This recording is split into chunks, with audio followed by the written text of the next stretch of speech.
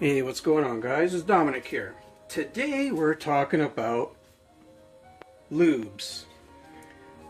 Now, had a discussion, more like I was just fending off a troll on a Facebook knife group, and I thought this would be a good topic for a video. And I've spoken about lubes in other videos, but not solely for lubes. I just added it in on a knife assembly video. Anyway, my go-to for lubes, despite all these other cans here, is good old WD-40 and cheap ass motor oil. This stuff is $5, I think, Canadian. So what's that in American? $2? Okay, this is full right to the top. You know how long this will last me if I only used it for knives? I'd die before I used even a quarter of this. Now, 3-in-1 oil. What is 3-in-1 oil? What is it? It's machine oil. What's machine oil? Well, it's motor oil. What's motor oil? Machine oil. Now, these fishing oils like REM oil, Real oil, Daiwa, or Daiwa, whatever way you want to pronounce it, nano oil, unless it has a polymer in it. I'm not sure what the formulation of nano oil is. Or Ezox, I think it's also a petroleum-based oil. Any petroleum-based oil is basically a motor oil that is thinned down with a little bit of solvent. You can use your own solvent. You can actually use WD-40. Take a little cup of, like a little measuring cup, or something small. Add a little bit of motor oil to it. Spray some WD-40 into it. Mix, and it's thinner now.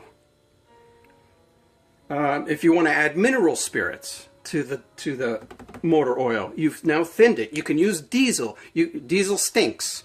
You can use kerosene. It's a less stinky, thinner oil. Basically, kerosene is oil. Diesel is oil. All they are different weights. That's all it is. You can get white grease. White grease will work in a knife pivot. Problem is with wet lubricants, which include motor oil, 3-in-1, WD-40. Even silicone lube, if it's not dry silicone lube, it'll stay wet in the pivot. Any wet lube will not attract dirt, because attracting is more like a magnet. It's not a magnet. When dirt touches a wet lubricant, it sticks. And if that dirt has grit, silica, quartz, little bits of quartz and silica in that grit, and you start moving that pivot around with the oil, crunch, crunch, crunch, you're grinding away at your expensive pivot. Okay? So even REM oil, like this stuff, is a silicone-based Teflon lube. So it's a silicone oil with Teflon polymer in it. But it stays wet. It's really slick, but it stays wet. This stuff is called dry wax lubricant. Okay? This stuff is pretty good. I'll tell you why. When you put it on, it goes on as a liquid. Okay? You shake it up so that you can get the all the particulates floating in suspension. And then once the solvents dry out, what's left is a dry wax Teflon.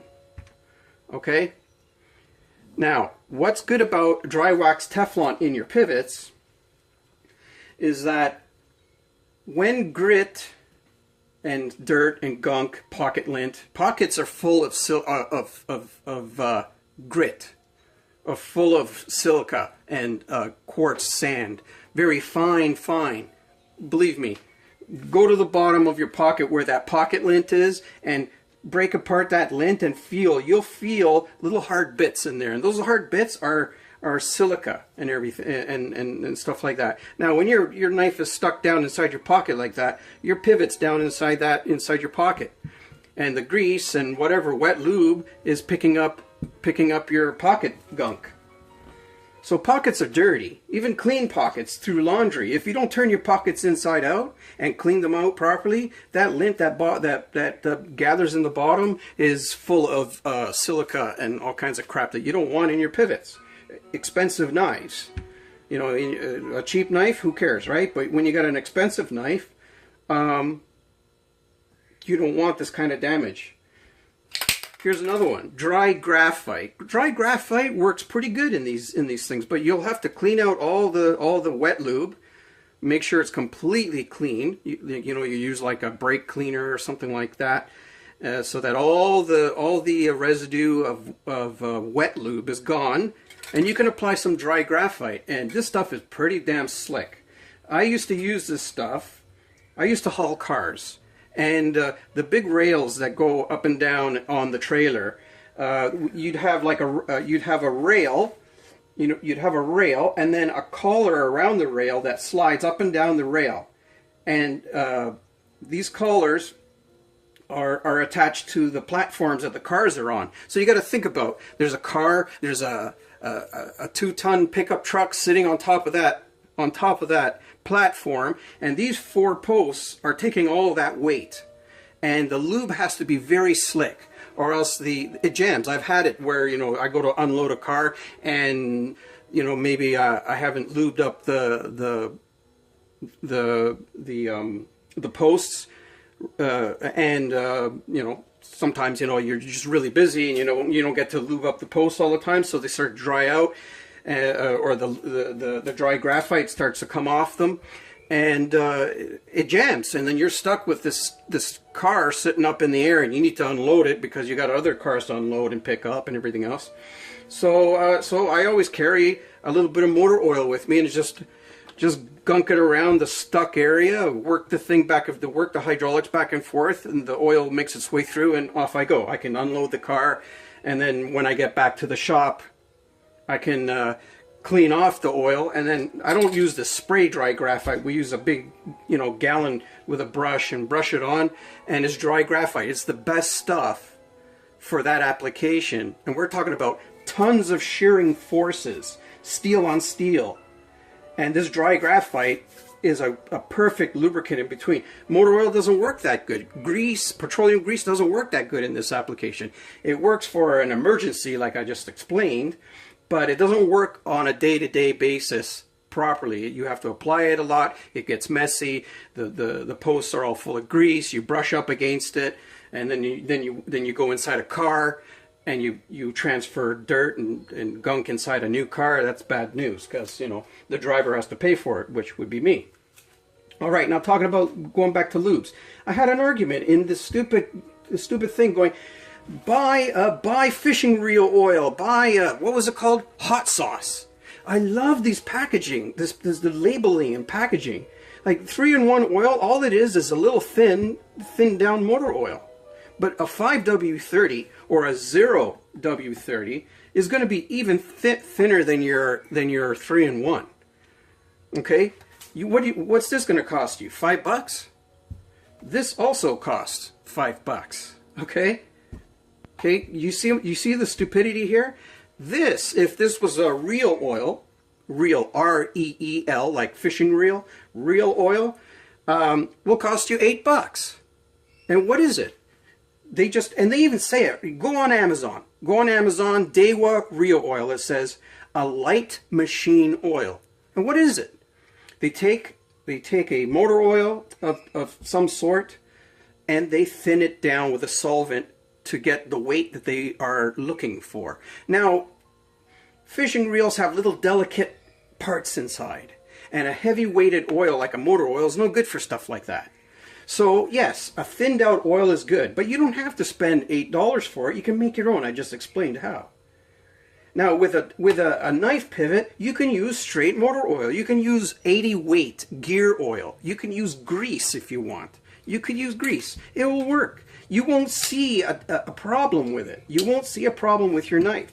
I've been collecting using knives for over 35 years. I've been trucking for over 25 years. I've worked on engines. I've worked on transmissions. I know lubricants. I know lubricants, okay? I'm not saying I'm the end-all, be-all expert on lubricants, but I know lubricants, and I know the bullshit hype about these repackaged lubricants. 3-in-1 oil, it's the best! You know, it's just snake oil. It's really just snake oil. WD-40 is great. You flush out the pivot, you spray it down so that the pivot's dripping, and it'll clean out the gunk and stuff because it's a solvent. And basically, a thinner oil is a solvent for a thicker oil or a grease. So it'll wash out your pivot, and then you apply with a pen oiler. All you do is you take your pen oiler, if it's brand new, take some motor oil, put it inside, close your cap, right? It's got an O-ring seal so it doesn't leak, and then this is your the protecting cap for your needle, and then you just push the plunger for a drop of oil. There's the oil right there. Here, I'll show it to you right there. Okay, so you just put your needle right in there, and voila, you've oiled your pivot with motor oil. Oh my God, he used motor oil on his 200 and what is it? 280 bucks, 240 bucks? I don't know, whatever. The 0920 ZT. Oh no, he just put motor oil in it. You know how slick this feels? It's just motor oil, guys. Okay, don't give me that bullshit. You just buy a what is this? A $10 aluminum bodied pen oiler, a $5 bottle of motor oil, a $5 can of, okay, you can buy the bigger one. These ones are like a couple bucks. You can buy the big $5 can WD-40, spray it so that you can thin out your motor oil, and you're good. You're good. Guys, don't believe the hype. I mean, you want to go out and spend that money? Go right ahead. But this is more like a public service announcement. Don't believe the hype. Flava Flav, don't believe the hype. Public service announcement for you guys. Don't believe this garbage. I only use Rem oil, blah, blah, blah. You know what the problem is with this stuff, guys? A person identifies with a brand.